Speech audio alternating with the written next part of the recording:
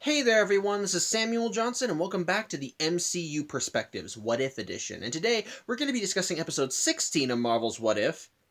What if Hela found the 10 rings? So, we know who Hela is. She was the main antagonist of Thor Ragnarok, the goddess of death, Odin's firstborn child, who was basically his sword, as he described it, who helped him conquer the 9 realms. Eventually, though, once Odin had kind of decided, okay, I'm done with this, Hela didn't. She wanted to keep conquering. She wanted to go to the cosmos, and as punishment, Odin wound up banishing her to the Hells, with his own life force being the thing that kept her in place. And thus, when he died at the end of Thor Ragnarok, or when he died during Thor Ragnarok, it allowed Hela to be set free, and she wanted to once again continue her reign of conquest across the galaxy, which was only stopped by the destruction of Asgard, since that was the source of her powers.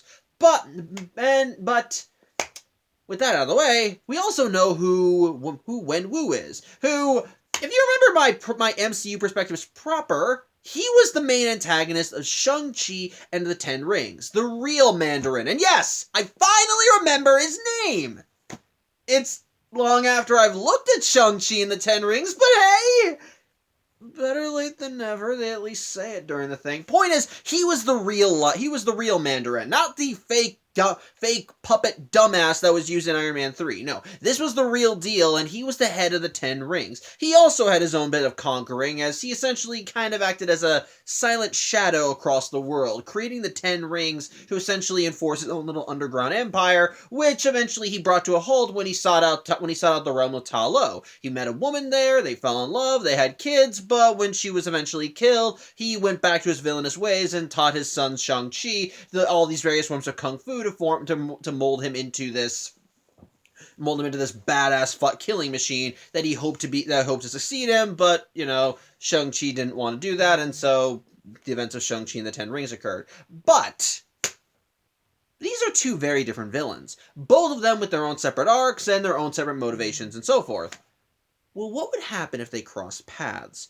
What would happen if you took the goddess of death from the realm of Asgard and threw her into the backyard of the OG Mandarin? Well, this is what this episode explores, as in this reality, when Odin had decided to stop his whole conquering bent of the 9 realms and was decided to just kick back and say, you know what, we're done, we don't need to do this anymore, like in the main universe, Hela said, no, we gotta keep going, we gotta go to the 9 realms and so forth. However, in this reality, rather than Odin sending her to Hell, well, Hela wound up throwing Mjolnir right in Odin's face because she wanted to directly challenge him. Odin wound up catching Mjolnir and destroyed it, much like with what Hela did to the hammer in the main MCU timeline. And as such, Odin decided to go with a different tactic. But simply, he wants to teach Hela mercy. He wants her to know mercy. And in order to do that, well, if tough love worked for Thor in the main MCU timeline, tough love is going to work for Hela. And so, he strips her of her power and banishes her to Earth, before putting an incantation on her crown that says, whosoever wears this crown, if they should know mercy, shall possess the power of Hela, before throwing it down to Earth along with her. So yeah, Hela's essentially getting the treatment that Thor would have gotten. And however, rather than landing in the good old US of A, Hela and her crown end up landing in China, right in the backyard of the 10 Rings. So of course, once Hela and her crown land on Earth, the 10 Rings go to the Wenwu and the 10 Rings are made aware of it, and so they go to investigate, with them finding the crown and wondering what the hell it is, because of course, Wenwu obviously has experience with these types of things, so he should know, so of course it makes him curious. However, Hela does eventually manage to find the crown, and I'll also say this, and give this comment to the episode right off the bat,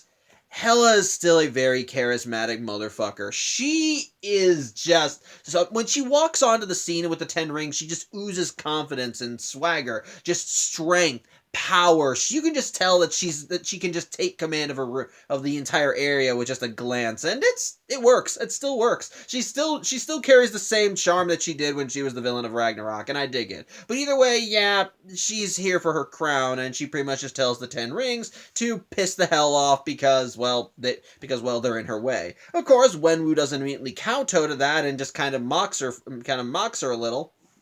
And of course, Hela being Hela, she decides to try and throw her metaphorical weight around as she tries to say that she is no mere mortal, she is the goddess of death. However, as she tries to sleek back her hair to get her crown back, nothing happens. And when Wenwu sicks his men on her, she tries summoning her weapons, but again, nothing happens. She has powerless. And when one of Wenwu's men manages to hit her, she actually bleeds, and so she realizes, yeah, Thor was serious, or Odin was serious. As such, she actually tries her best to fend off Wenwu's men, and for the most part, she actually can fend them off. After all, she conquered 9 realms in Odin's name. At this point, she can deal with all this shit. Unfortunately, though, Wenwu has the 10 rings.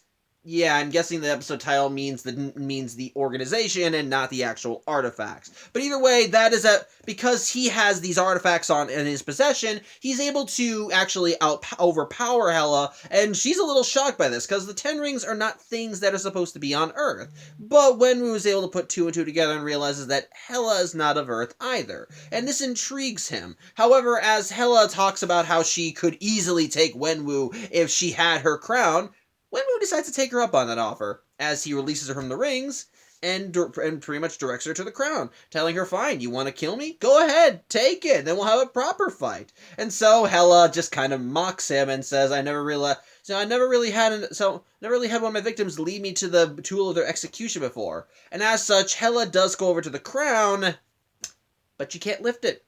And what I love, and honestly, I love how this scene is an exact parallel to the scene with Thor and Mjolnir in, well, the first Thor movie. It's like, because it's exactly the same. A crowd of people watching intently as this godlike figure sees the source of their power lying before them. It's like in that Thor movie, it's raining out, and so it's dark and dreary. There's barely any light. When you see like Thor in the main MCU timeline, Hela is just holding her crown and trying to pull it out of the ground, and you can just see her, her arrogance slowly turning into desperation, and she keeps trying to lift it, but it's just stuck. She can't pick it up, and she's just getting more and more scared, and just like in the Thor movie, you see her just pulling and pulling and pulling, but nothing happening, as it finally dawns on her, she's stuck.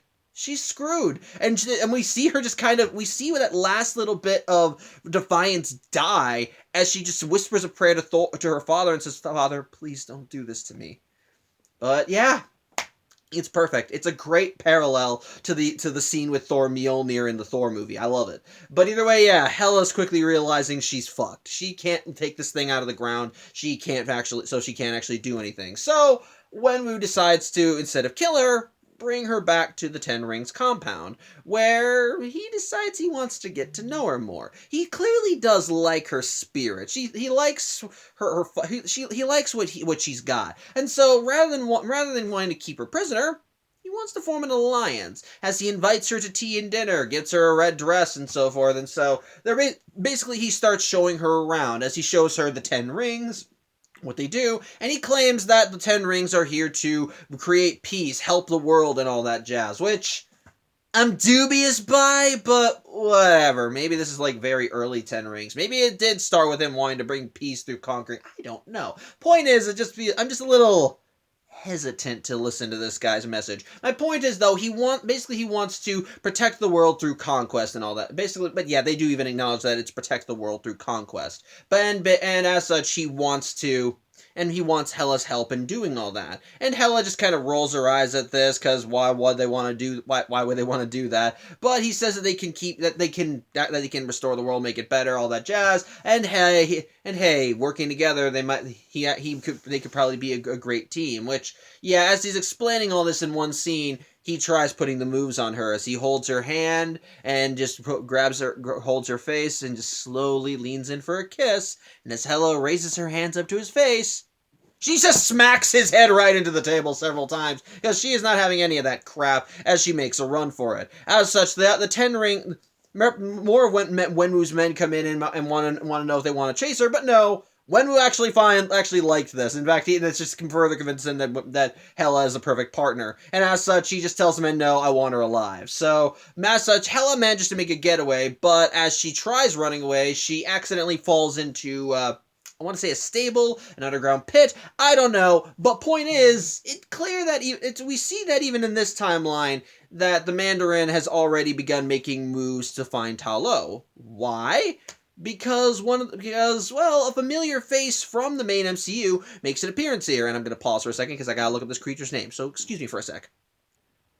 Again, apologies. It was Morris! Weird that I can remember the Mandarin's name, but I forgot his name. But then again, he was a side character at best. Point is, it's that lovable little creature that the fake Mandarin wound up having a little friendship with. As it turns out that that Wenwu does actually have this thing on standby, and well, it turns out Hela can understand Morris, and basically, well, at first she's a little confused by it. She is able to communicate with it enough so that she thinks that maybe that she says, well, unless you know anyone that'll be able to allow me to. That will stand in my name and fight in my honor to take this guy down. I don't really know if we have anything to say about. But Morris apparently tells her that he does know people that can do that, and so Hela tells Morris to take her to them. As such, after mounting a horse, Hela and Morris make a get and crossing the lands, and eventually Hela finds herself at the forest maze that would lead to Ta Lo. And as such, after Morris and Hela go through the trees and almost get crushed, well, they manage to make it right to Ta Lo's doorstep, so to speak. Although there is clearly someone there waiting for them, as we see a woman there who just easily knocks Hela on her ass before knocking her out. And when Hela wakes up, she finds that she is in the middle of Ta Lo, in the middle of a bunch of Ta Lo soldiers, who basically who are all decked out in their dragon scaled armor, all have spears that they're ready to point at Hela if she should prove a threat, and even Hela looks at Morris and realizes, okay, you led me into a trap. And which I love that Morris just immediately hides behind the leaders. But as such, when Hela is able to get up, she asks the obvious questions: where the hell is she? Who is the hell is this woman? As she's the one in charge of it all. And once again, give me a sec.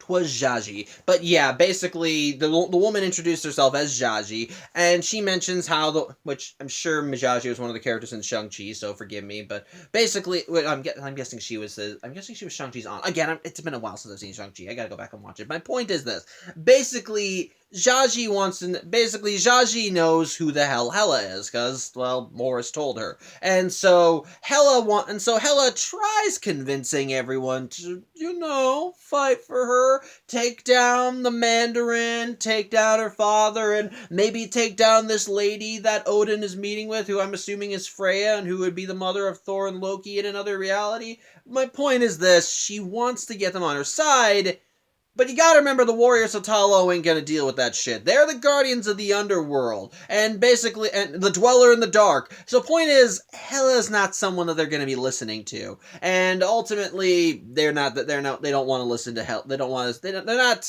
not buying what Hela's selling, is what I'm saying. So Hela decides to go for a different angle when approaching these people. Why not have them train her? Which, yeah, even the warriors of Ta Lo don't really want to do that, but Hela kind of brings up a good argument. If she's the goddess of death, then maybe winning her over to their side, fighting with light, fighting for the light, fighting against darkness, it'd be a great way of taking down her threat once and for all. And Zsaji actually kind of goes along with this logic and says, you know what? Yes, you are right. You're right. And so she tells Hela that they will train her. Though one of the people there does kind of give Zsaji a side eye and say, "Are you sure we should do this?" But Zsaji is fine. As such, Hela doesn't really learn how to fight, because after all, she already knows how to fight. Rather, she has to just find inner peace. After all, she already has her own bit of turmoil in there, and if she really wants to fight for the light, then she needs to kind of settle all that. Which also leads to an awesome scene where she sees someone using the power of chi to mess with the cherry blossoms and have them fly around them, which she thinks, oh, I'd love to do that too, but how about with knives that are on fire? Flaming knives. It's awesome, and it pays off later. My point is this, though. Zsaji's not teaching her how to fight just yet. She has to get over her own inner turmoil, which at first Hela is kind of just brushing off, but Zsaji does keep pushing, and during essentially a laundry outing, Zsaji starts causing a bunch of cloth and fabric to surround Hela and infuriate her. She tries knocking them aside, and Zsaji keeps keeps asking her questions, very probing ones, like, why is she fighting? Why does she want to do this? Who does she hate? Yada, yada, yada. And Hela keeps bringing up how she wants to take down the Mandarin, how she wants to take down her father, how she wants to claim his throne, how she wants to conquer the 9 realms and take over the world, and take over the cosmos. And Zsaji asks the obvious question, okay, then why? What will happen if you... What do you gain by conquering all the realms? What do you do when there's nothing left to conquer? What do you get? And basically, as Hela's getting overwhelmed, we gotta get a flashback, and we kind of see her, as we see her just kind of fall to the ground trying to get herself together. And we get a flashback to Hela's childhood. So you remember that big wolf that Hela tamed and had as her pet? Well, when she was given it as a kid, Odin, of course, put a leash on it. And Hela was concerned and said, well, why are you putting a leash on it? And, he's not a threat to you, and Odin says, but he could be. Which, I'm not going to repeat this line verbatim, but it is a good line, I do recommend looking it up. But basically, Odin imparts on Hela this nugget of wisdom, so to speak. Basically, we need to tame all potential threats so that they may fight for us. Put simply, paranoia is the key. And basically, this one line explains a lot of Hela's behavior in not just this episode, but in the main MCU timeline as well.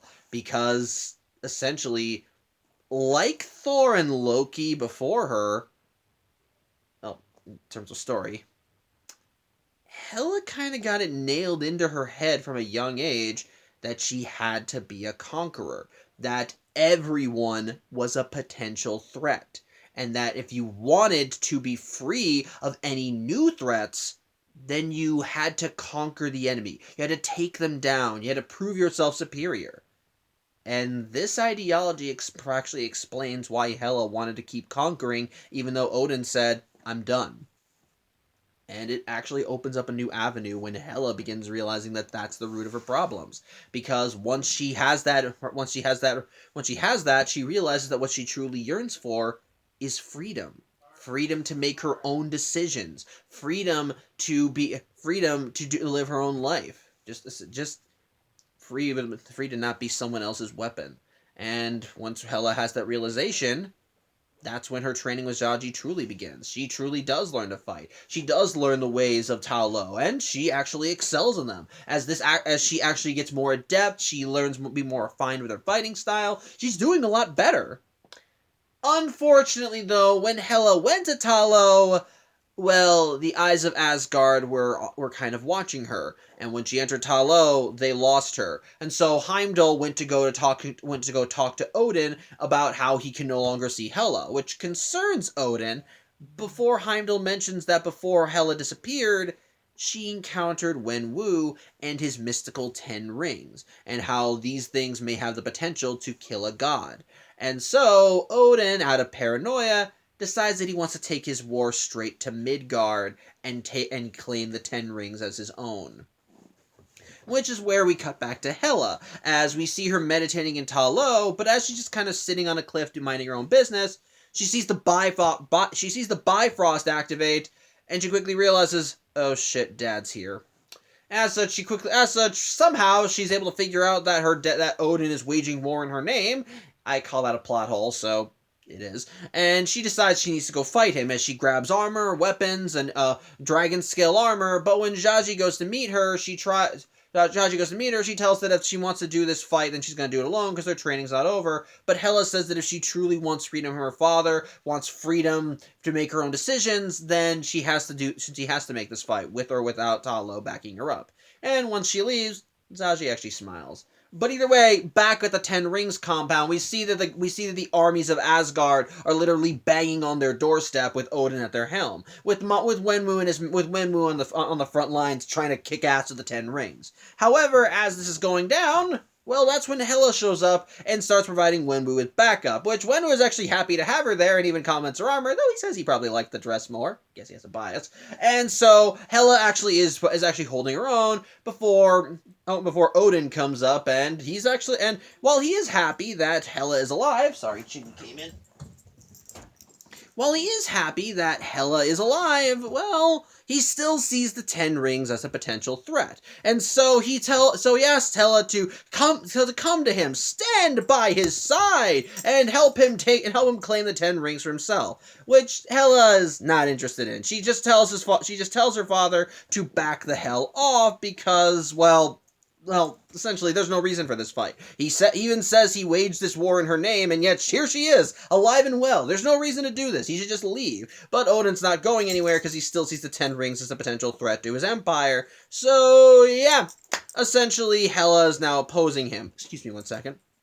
Sorry, dog stuff. But, yeah, essentially, Hela ends up Hela tells Odin to piss off. She's not going to fight with him, and so Odin decides, fine, then I'll fight you as well. And so we actually get this honestly really cool fight with Hela and Wenwu versus Odin, and Odin does not back down. He actually does put up a very impressive fight, as he has his spear on standby, actually manages to keep up with Hela, actually manages to counter her, and basically Hela tells Wenwu that if they want to beat Odin, they need to take away his spear, which is easier said than done, because he has the same connection to Fafnir as Thor would have had to Mjolnir. So even if they got the spear out of Odin's hands, he can just call it back. And so it very much is kind of a one-sided battle.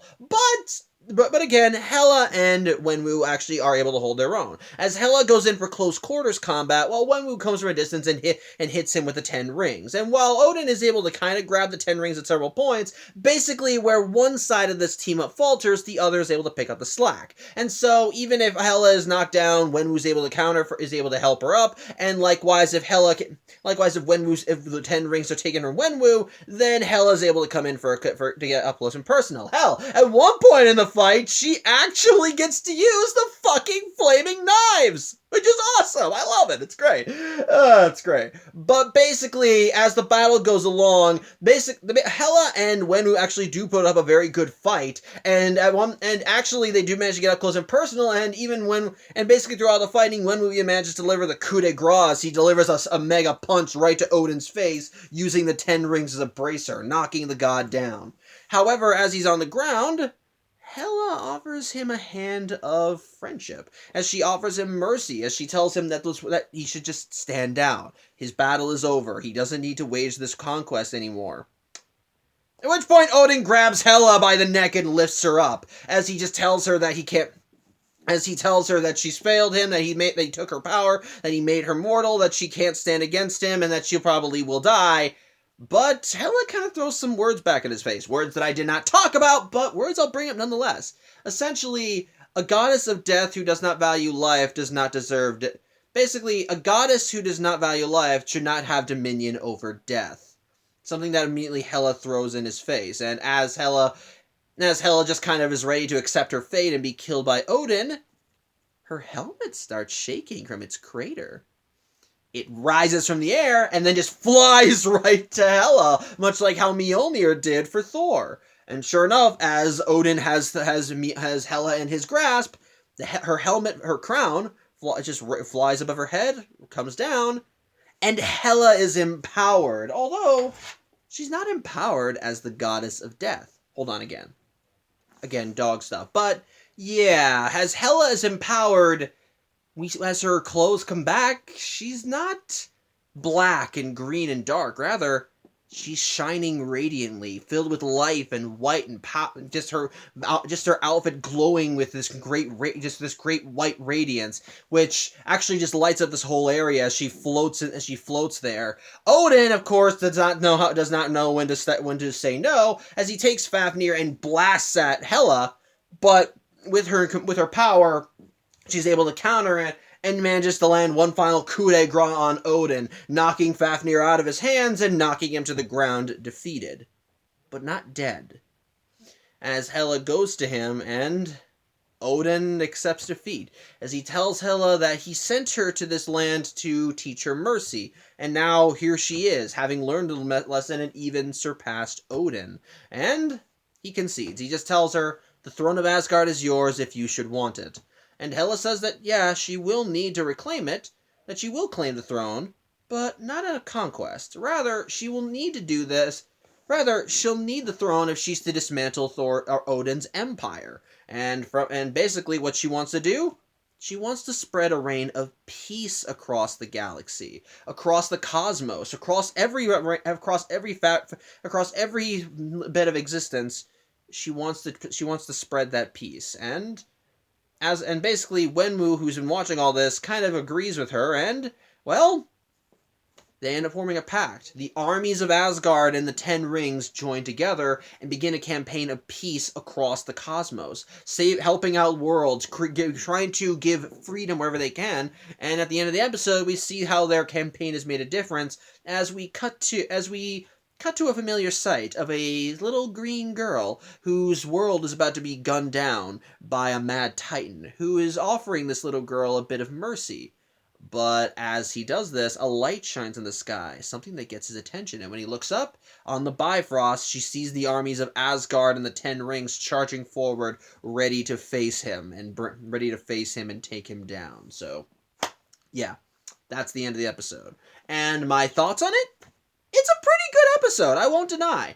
I'm not going to claim it's perfect, of course. It does have its flaws, but for the most part, I think it is actually a genuinely good episode. For me, the faults mostly lie in two major factors. And which one of those is the third act, believe it or not. I am a little suspect of how the third act goes because, well, it feels rushed in some regards. It feels like that we're trying to get everything out there so quickly, and I'm just going to say this right now. It feels weird that Odin, who advocated for pulling back on the whole conquering bend, was the one that was ultimately essentially Hela's Loki, so to speak. That it was him continuing to want to conquer and take out any potential threats that got Hela to essentially realize the value of mercy and of life and freedom and all that stuff. Like, that one is just weird because I thought that because he's the one that sent Hela to Earth to learn mercy, and I get the idea is that she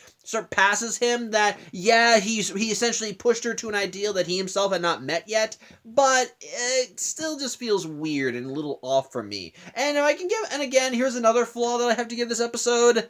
It kind of suffers from the same problem that the Killmonger Tony Stark episode did from last season. You know how it takes these two radically different characters in the form of Hela and Wenwu and then throws them together in one setting to see what happens?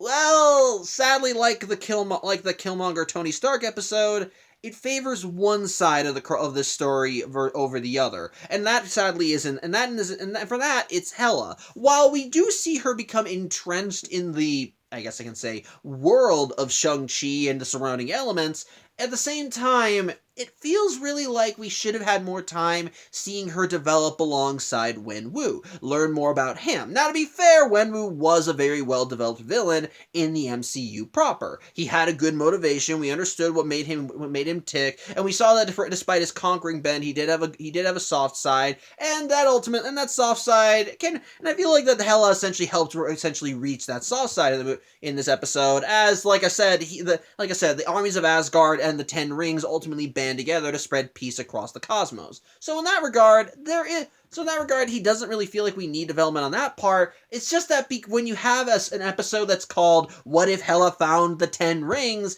then you kind of expect her and the guy who holds the Ten Rings to be interacting more, actually doing more. And ultimately, their interactions they meet in the first third, which ultimately results in Wenwu trying to woo Hela before she tells him to piss off, and she runs up to Ta Lo, where she learns peace and then meets back up with Wenwu, who after Hela ditched him was essentially not appearing in this episode. So basically, it feels like that we should have had more interactions with them and actually shown how Wenwu could have helped her develop, and maybe it could have helped him develop and actually made him see the light a lot earlier than he would have in the main MCU timeline. So I am going to consider that a flaw. With that said, though, I think what makes this episode superior to the Killmonger/Tony Stark episode from last season, there's a lot more to the story. When it came down to the Killmonger episode, what I didn't like about that was while it did favor the Killmonger story, it was really there wasn't really anything new that we hadn't seen from Killmonger. The plan was creative. I'll still give him that, but it didn't take full advantage of Killmonger utilizing Tony Stark's assets. As like I said, I thought it would have been a cool character piece to see Killmonger just kind of whispering in Tony's ear and kind of getting into the dark side, and Tony only realizing what kind of person Killmonger was too late as Killmonger finally got what he wanted and then kills Tony.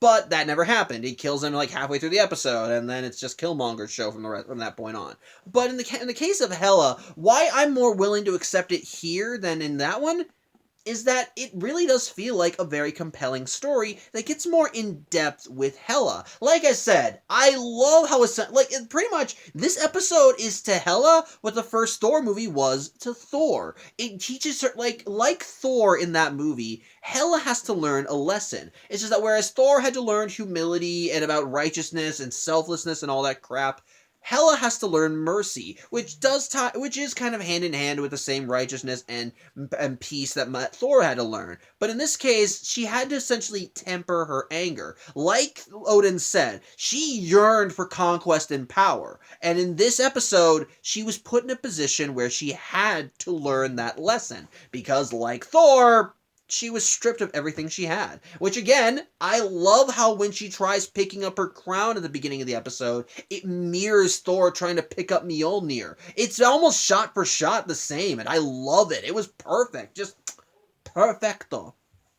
But the thing is, whereas the Killmonger episode from last season mostly just kind of had him doing more evil shit, this one is a character dive into Hela and her motivations. She's still charismatic enough to carry the episode, because it's still Hela. And like I said, she was a great villain in Thor Ragnarok. She was charismatic, she was powerful, she was intimidating, but she could be funny, she could be commanding, she could actually be somewhat charming. And that same charm and charisma carries over into this episode. And she's still just as quotable here as she is there, especially when she tries convincing Ta Lo to join her and realizing that no one's buddy. She's like, okay, you gotta try something else. That's fun. That's Hela. But what I like is that this episode dives more into her motivations. What made her want to be that conqueror. And guess what? It all comes back to Odin. Which, if this episode can tell me anything about Odin as a parent, apparently he sucks. Thor was this arrogant oaf of a man who believed he had to keep fighting to prove Asgard's dominion, and that ultimately resulted in him having to get taken down a few pegs, which resulted in him becoming the lovable Thor that we know now. We had Loki, who had it so ingrained in his psyche that he had to pretty much just show off that he was a glorious leader destined for great and majestic purpose, which led him to eventually wanting to conquer entire worlds and even backstab his own family just to prove himself to his daddy. And now here we have Hela, who from a very young age was pretty much just told, be paranoid about everything. Everyone's a potential threat, and if you don't want him to come back and stab you in the back, then we need to conquer them and make them work for us. Suddenly, a lot of Hela's behavior in the main MCU timeline makes a lot of sense when you realize that was her upbringing, which means that Odin is kind of responsible for all the monsters he makes. Now, to be fair, he tends to be the one that helps clean them up. If he hadn't sent Thor to Earth, then Thor wouldn't have learned the humility and grace that would lead him to becoming a superhero. If he ultimately did try and be there for Loki and even apologize to him and acknowledge him as his son, which that acknowledgement helped bring Loki to the side of the angels and actually acknowledge Thor as his brother to the point where he was willing to die for him, which also influenced the Loki from Avengers Endgame, which that's an entirely different can of worms, which I recommend just watching the Loki series to understand. And then now here we have Hela, who was given a chance to redeem herself by learning mercy, to finally learn to rein it in, and thus, that was all Odin's doing. Now, ultimately, he kind of helped push her over the edge because he was still paranoid McDumbass. But at the same time, I do like that when Hela actually does regain her power and actually beats Odin, he acknowledges, You know what? You did good. You learned the lesson I wanted to teach you and then some. You're more than worthy of the throne. I like that. I do at least like that. Although I still think that him going to the ends that he did in the episode still feel a little off, especially since he was the one who advocated for stopping the conquest It's just, I don't know. It just feels weird in my opinion. Again, you could still argue it was paranoia over the Ten Rings, but again, still just feels weird.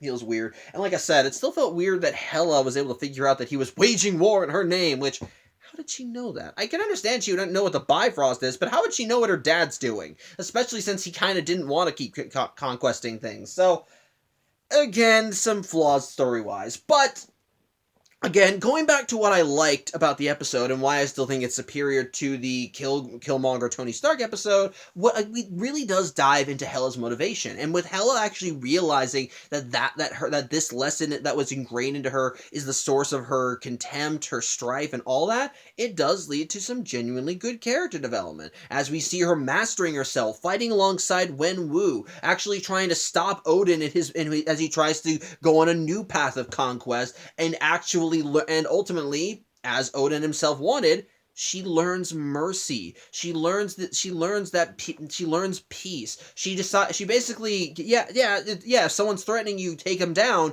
but don't end the battle by cutting off their head. End the battle by extending a hand of peace. And that's what we see Hela doing. No matter how many times Odin kept trying to get back up and tried damning Hela for standing against him, she still kept advocating for this. And ultimately, by still wanting to show mercy even in the face of defeat, she was able to regain her helm and her power. And thus, when she took Odin down again, he realized, oh shit, you're right. Which, I guess when I say it out loud, it doesn't sound as good as in the episode, but it's nice. I like that. It's a great way of looking at Hela's character, learning more about her, and with the differing environments, and like I said, having her essentially go through what Thor had to go through in his movie, it allows her to grow as a character. But what makes it work too is the fact that we see her actually integrating more with the Shang-Chi side of things, which is again another fault that I would give the Tony Stark Killmonger episode. The stuff that involved Tony Stark and Killmonger were mostly separate, and likewise, all Killmonger's whole plan was essentially just to get back into Wakanda and put himself in a position of power. Whereas here, Hela's whole goal is to take down her father, but the means of how she manages to get her power back is by meeting and interacting with the characters from the Shang-Chi side of the MCU. She meets Wenwu and learns of the Ten Rings. He gives her a goal to strive for. And so as she tries to attain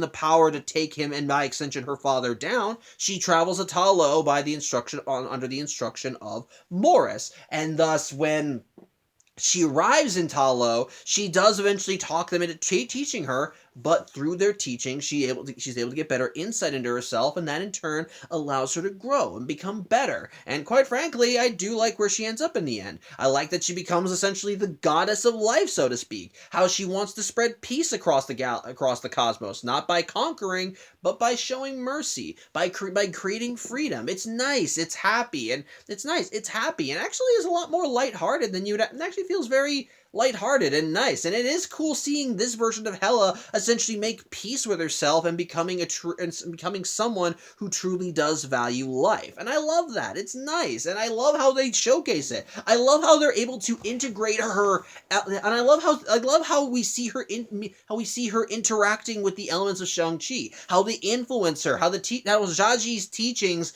do actually help get through her thick skin and make her realize these things. How she's able to help, how seeing her fighting alongside Wenwu is genuinely badass, as when they're actually able to coordinate even before she gets her crown back. They're actually really awesome together, seriously. While I think that Wenwu could have had more character development, I cannot deny that seeing Hela and him fighting side by side is just, it's an awesome scene. Again, it was still fun to see Hela get her chance to use the chi to use all the fire knives. I love that. It's like she may have undergone character development, but she had to have the fire knives. I love that. That was great.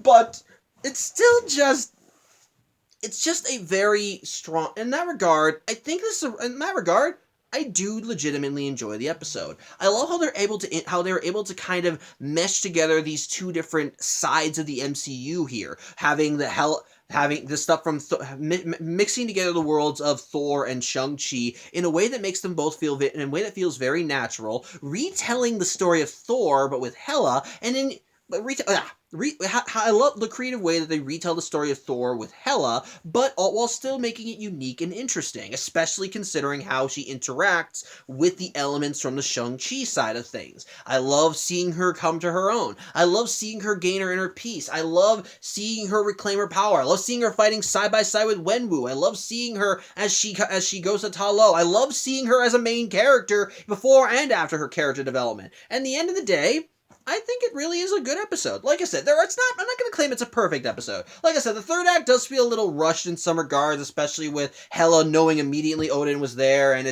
Odin was there. I still find it weird that Odin would be as paranoid as he was, especially since he was trying to teach Hela the mercy and so forth, so I'm still going to consider that kind of a flaw. And the thing is, like with the Killmonger / Tony Stark episode, I think it would have been cool if we had seen Hela and Wenwu kind of developing side by side together, where rather than just having the episode favor Hela. But ultimately, what saves the episode, in my opinion, is a strong main character with Hela, giving us some good insight into her backstory and what motivates her, actually having her go through character development, having her as the main character, because like I said, she's still just charismatic. Like I said, showing the nice parallel between her, by having her story mirror Thor's within its own unique way. The climax is still kick-ass. I still like seeing her fighting alongside Wenwu when they're going up against Odin, and seeing her reclaim her crown and become a true goddess of life, though technically she's still the goddess of death. It's still really nice, and overall, I think it's still a pretty good episode. Not a great episode, but a pretty good one that I think is enjoyable and definitely does shed a lot more light on the character. So, yeah, I think that's really all I have to say. I thank you for watching. I'm Samuel Johnson, and next week we can look back at What If. We're going to see this series adapt probably one of my favorite comic books of all time, as well. Yeah, I think it's time we check back in with Captain Carter and see what timeline that she happened to land in. So, till then, I hope you have a good evening, and take care.